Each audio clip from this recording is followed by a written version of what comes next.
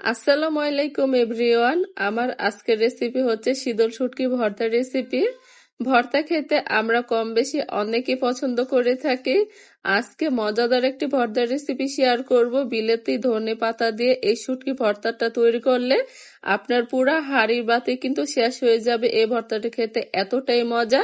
তো যাই হোক, আর কথা না বাড়িয়ে চলে যাচ্ছি মূল রেসিপিতে। শীতল শুটকি ভর্তাটা তৈরি করতে যা যা লাগবে এখানে নিয়েছি শুকনা মরিচ, পেঁয়াজ, রসুন এবং শীতল শুটকি।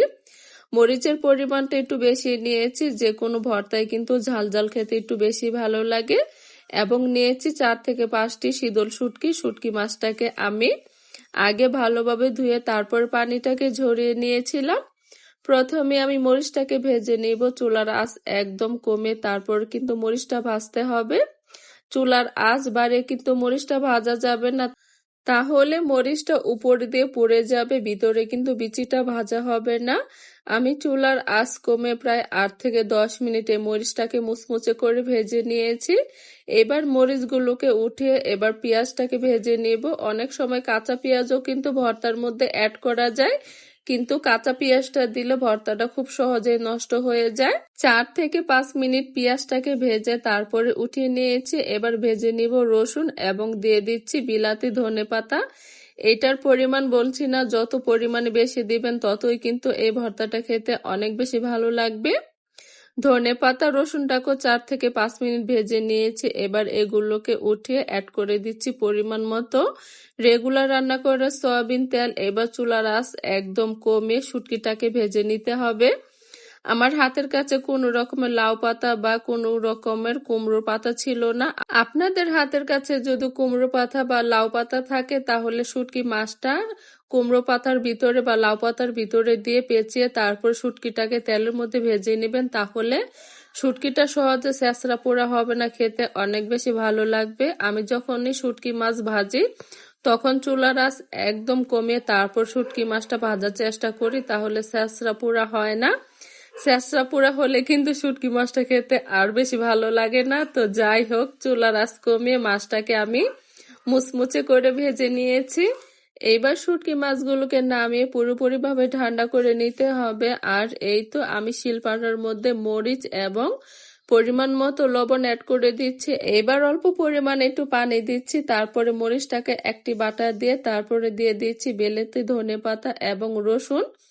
এগুলোকে এক বাটা দিয়ে তারপরে আমি এবার অ্যাড করে দিব শুটকি মাছ। শুটকি মাছটাকে দিয়ে ভালোভাবে ভর্তাটাকে মিহি করে বেটে নিতে হবে। আর যখন ভর্তাটা তৈরি করবেন চেষ্টা করবেন যে কোনো চামচ দিয়ে ভর্তাটা তৈরি করার জন্য, তা না হলে কিন্তু হাতে কাটা বেঁধে যেতে পারে। আমি আপনাদেরকে দেখানোর জন্য এইভাবে ভর্তাটা তৈরি করেছি। অনেক সেবে কিন্তু আমি ভর্তাটা তৈরি করেছিলাম। ভর্তাটা ভালোভাবে মিহি হয়ে গিয়েছে। এবার ভর্তাটাকে ওঠানোর আগে সে ভেজে রাখা পেঁয়াজটাকে আমি অ্যাড করে দিচ্ছি। পেঁয়াজটাকে কিন্তু আমি একদম বেটে নরম করে ফেলবো না, পেঁয়াজটাকে একটু আস্ত আস্ত রাখবো।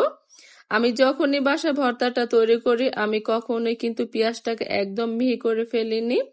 পেঁয়াজটাকে একটু আস্ত আস্ত রাখি, তাহলে ভর্তাটা খেতে অনেক বেশি ভালো লাগে। আর এই তো ফাইনালি ভর্তাটা একদম তৈরি হয়ে গিয়েছে। আমি ভর্তাটাকে উঠিয়ে সেই পাটার মধ্যে অল্প পরিমাণে গরম ভাত মেখে খেয়েছিলাম। আমার কাছে গরম ভাত এরকম পাটার মধ্যে মেখে খেতে অনেক বেশি ভালো লাগে। কে কে এরকম ভাবে পাটার মধ্যে ভাত মেখে খেয়ে থাকেন? যারা এরকম পাটার মধ্যে ভাত মেখে খেয়ে থাকেন তারা কিন্তু অবশ্যই আমাকে কমেন্টে জানাতে পারেন। তো যাই হোক, এরই মাঝে তৈরি হয়ে গেল বিলেতি ধনেপাতা দিয়ে মজাদার ঝাল ঝাল শুটকি ভর্তার রেসিপি। আমি বাসায় যদি অসুস্থ হই বা ঠান্ডা লেগে থাকে আমি এরকম ভাবে ভর্তাটা তৈরি করি, তাহলে অনেক বেশি পরিমাণে ভাত খেতে পারি। তো এরই মাঝে তৈরি হয়ে গেল বিলেতি ধনেপাতা দিয়ে মজাদার ঝাল ঝাল শুটকি ভর্তার রেসিপি। আশা করছি আমার মতো অনেক এরকম শুটকি ভর্তা খেতে পছন্দ করেন, তাদের কিন্তু এই ভিডিওটি অনেক কাজে লাগবে। তো আজকের মতো এখান থেকে বিদায় নিচ্ছি। আবারও দেখা হয়ে যাবে অন্য সময় অন্য কোনো নতুন রেসিপি নিয়ে। সে পর্যন্ত সবাই ভালো থাকবেন, সুস্থ থাকবেন। আল্লাহ হাফেজ।